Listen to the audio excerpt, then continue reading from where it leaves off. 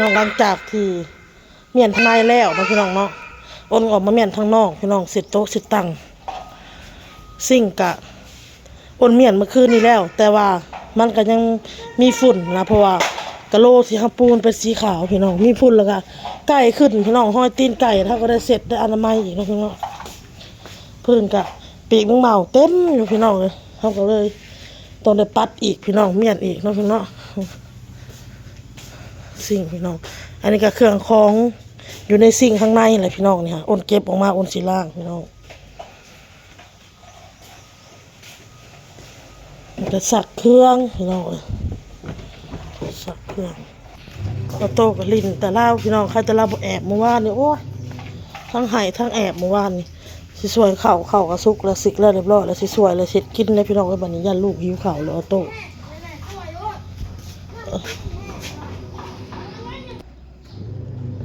แนมไปยังหกอยู่เนาะในเสาพี่น้องเห็นหมดในเสาคนสวยเข่าก่อนพี่น้องเลย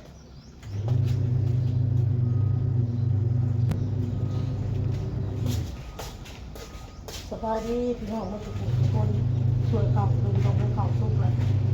แนมไปในเสายังอะไรเนาะพี่น้องยังหกอยู่พี่น้องอ้นกับสิเก็บตัวได้พอทิพย์อ้นกับสิทิพย์พี่น้องตัวได้ที่ว่ามันยังใส่แบบมีประโยชน์อ้นกับสิทุกเอาไปไว้อยู่ขอบไก่ไปหกอยู่ขอบไก่พี่น้องเก็บออกแล้วมันหกพี่น้องแนมไปมันหกคอนเก็บคอนเมียนพี่น้อง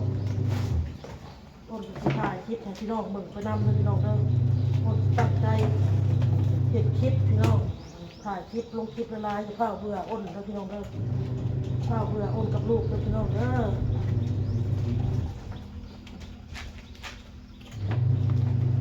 ข้าวเบื่อสามีลูกพี่น้องเลยไปหาเห็ดหากระไปมันซื้อมาหนึ่งครับแต่มันได้โดนๆมันจะไปหาเห็ดพี่น้องนี่พี่น้องอ้นกะทำความสะอาดกับน้องบอลและเห็ดน้ำกันกับลูกพี่น้องเห็นบ่ตอนอ้นถ่ายเส้นทงยางขาวเปื้อนในอ้นก็เก็บไปกับลูกนะพี่น้องค่ะเป็นหูเป็นตาสะอาดแล้วพี่น้องเนาะอันนี้แหละมันยังหกจากพี่สังยาได้นี่อ้นที่เก็บพูลเอาไปห่ออยู่ขอไก่เลยพี่น้องเด้อไปไหวอยู่พุ่นแหละน้องบอลเก็บมาจูดโลดลูกเลยพร้อมพ้นพันในโต๊ะหาจูดโลดค่ะกล้องขี้เหงื่อค่ะถ้าออโต้ก็แล้วพอกระเป๋านี่เก็บไปลูกนี่ค่ะเก็บเก็บไปจูดโลดเอากระพายจูดเก็บถุงขนมมาแต่ใบไม้กลายนะครับพี่น้องโอเคออโต้เอ้ยเบิ่งสิมาเห็ดกินเด้อพี่น้องบาทนี่ยังบ่ได้แล้วได้เวียกพี่น้องเลยแต่ว่าย่าลูกหิวข้าวเนาะอ้นก็มาต้มมะเขือแล้วก็หมูพี่น้องมีไข่น้ำแหน่ไข่สิต้มให้ออโต้แต่กระล่างแล้วเรียบร้อยนะพี่น้องอ้นซับแล้วต้มใส่น้ำกันเลยใส่น้ำปลาแดกพี่น้องอ้นก็สิมาแจ่วมะเขือใส่หมู3 สั้นเลยพี่น้องเด้อไข่ก็ต้มให้ออโต้พี่น้องเดี๋ยวมะเขือมันยังบ่สุกรอมะเขือสุกก่อนพี่น้องอันนี้ก็เป็นปลาพี่น้องปลาที่ ซาน้องเราซื้อมาพี่น้องเห็ดจุ่มจีนกินเราเพียงเนาะมันเหลือพี่น้องมันเหลือจากการจุ่มจีนแล้วเป็นน้ำแข็งอยู่นี่ละ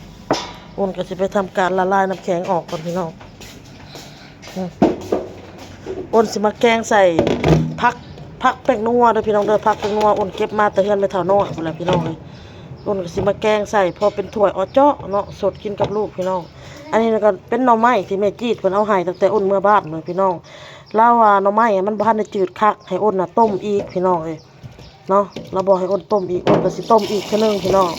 ต้มจืดแล้วก็เสร็จแจ่วกะปิกินกับแจ่วกะปิบ่อยากแจ่วกะปิกะปอกได้แล้วก็เห็ดบางๆแล้วก็ขวดสมู3 สั้นสลูกกินพี่น้องอ้นสิต้มอีกด้วยพี่น้องเด้อเพราะมันยังจืดบ่คักปานใดเนาะตั้งแต่มาแต่บ้านอ้นก็เอาเข้าตู้มาไล่เบิ่งคงอยากคงกินในตู้มีนั่นมีอันนี้อ้นจะออกมาเห็ดพี่น้อง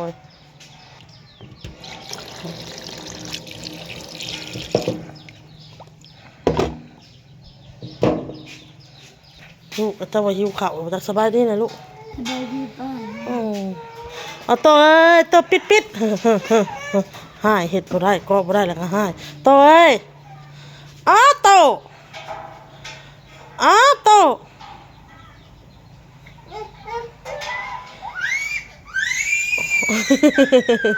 หอยบ่ได้พะจักให้เฮ้ยหอยบ่ได้พะจักให้หมู่เป็นบ้าบ่โอนก็มาจีผักหอมเนาะพี่น้องเนาะนี่เด้จีมักเผ็ดได้แล้วมักเผ็ดนี่สิตำนะแจ่วอันมะเขือพี่น้องเดี๋ยวรอติดตามเมนูต่อไปได้แล้วพี่น้องเอ้ยโอนก็ตำเด้อพี่น้องเด้อบ่มีหอมแดงเด้อพี่น้องเด้อโอนก็เลยตัดเอาหัวผักหอมน่ะมาปิ้ง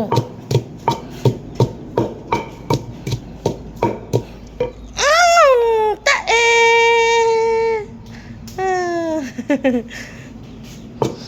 อ้นยังสอาบน้ำไห้อยู่พี่น้องเอาโต๊ะค่ะก็เริ่มไปหนุ่งส่งหนุ่งนังไห้แล้วเพียงเนาะนี่วันนี้อ้นก็มาตำพี่น้องเนียนมะเขือและพี่น้องเนียนใส่หมูตำใส่กัน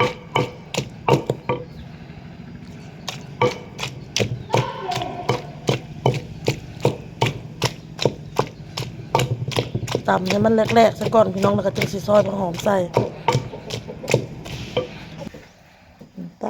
ำโอ้ยคอยลูกคอยระวังเข่าตาบักเสือเขียวนั่นเด้ออะจุ้ยนะฮะเห็นอ้ายเห็ดแล้วก็อยากเห็ดน้ำบ่จักอะจุ้ยขี้มูกย่อยอยู่แล้วพี่น้องแจ่วเฮาเนาะแจ่วมะเขือใส่ผักหอมใส่หยังแล้วก็แล้วเติมน้ำปลาใส่นิดนึงแล้วเรียบร้อยพี่น้องแจ่วมะเขือกะอันนี้น้ำอันนี้ก็สิบ่ได้ทิ่มเด้อน้ำปลาแดกพี่น้องโอนสิเติมน้ำซะอีกแล้วก็ใส่ใบมะกรูดหัวสิคายลงเนาะพี่น้องสิแกงปลาต่อเห็นบ่พี่น้องก็จะเลาะหาเห็ดเห็นบ่เห็นบ่อันนี้เห็นบ่จิ้มเอาเก็บเอาเห็นบ่เก็บเห็ดเพาะได้พี่น้องเลยเอาหัวสิคายพี่น้องไปใส่แกงปลาเฮานี่อยู่ใกล้ซื่อๆพี่น้องยากพี่น้องเฮ็ดเวียกเพื่อนเวียกซ่านในเมียนหั่นเมียนนี่เนี่ยเอาลูกเอาเต้าเนี่ยเฮาก็ได้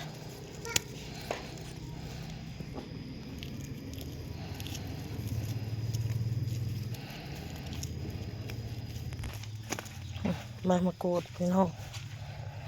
เอาอย่างนี้แหละเก็บพอได้กินอยู่พี่น้องใบมะกรูดนี่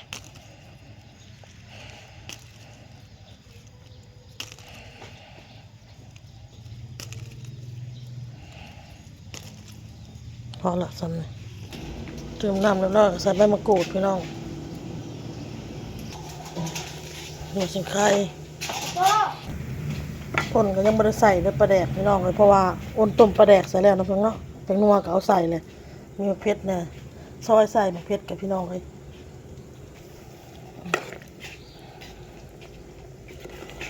แช่ปลาแล้วเรียบร้อยแล้วอ้นก็สิมาซ้อมพักพี่น้องมานี่พักแตงนัวกะบ่ได้ร้ายพี่น้องน้อยหนึ่งพอดีแกงใส่นี่บอกกับพดคักปัญญังพี่น้องเลย เป็นตาสิอันละแทะนี่ใส่ผักแตงนัวลงพี่น้องแกงใส่ปลาผักอีตู้ไว้ในสวนแหละพี่น้องเลยเดี๋ยวเขาไปเก็บผักอีตู้กันเขาไปลูกไปเขาไปเก็บไป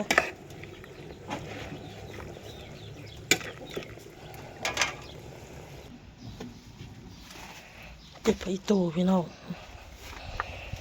ใส่แกงปลา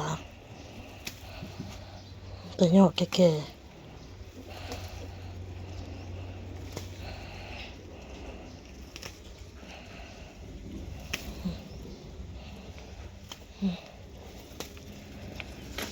พอละพี่น้องเลยสำนี่ละ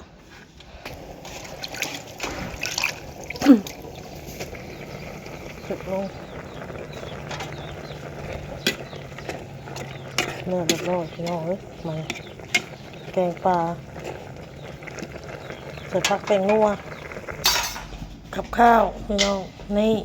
เสร็จแล้วอันนี้กับข้าวเขาโตเลยพี่น้องเด้อมามันนี่เท่านี่หิวข้าวพี่น้องบื้นขึ้นตังขึ้นมาเอาพี่น้องไปเลยพี่น้องเอ้ยคลิปนี้กับลูกหิวข้าวแห้งแล้วเด้อพ่อกับคลิปหน้าบาย